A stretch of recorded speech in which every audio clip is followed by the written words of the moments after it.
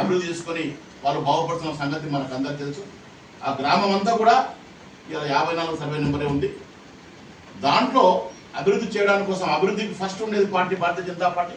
అభివృద్ధి కోరుకునే వ్యక్తి సుధాకర్ రావు. అభివృద్ధి కోసం ఏ త్యాగమైనా ఏ కష్టమైనా భరించే వ్యక్తి అని చెప్తున్నా.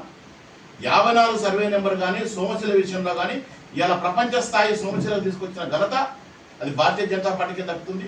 హైవే తెచ్చిన ఘనత అది సుధాకర్ రావు బీజేపీకి దక్కుతున్న విషయం మీకు అందరికీ తెలుసు. అలాంటివి చేసిన వ్యక్తి అభివృద్ధి కోసం అడ్డుపడే విషయమే లేదు. అక్రమాలంటే సహించే వ్యక్తే లేదు.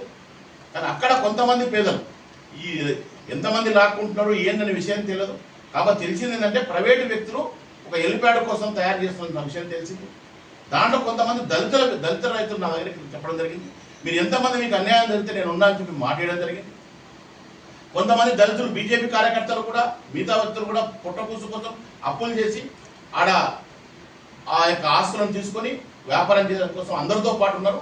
దాన్ని ఒకటే చెప్తున్నాం, 54 సర్వే నెంబరు సోమశిలలో మీరు అభివృద్ధి చేయాలనుకుంటే ఈ దౌర్జన్యంగా ఈ దుర్మార్గంగా ఈ అక్రమంగా నిర్బంధంగా దాన్ని చేస్తే అది కరెక్ట్ కాదు. సామరస్యంగా అందరూ మూసబెట్టి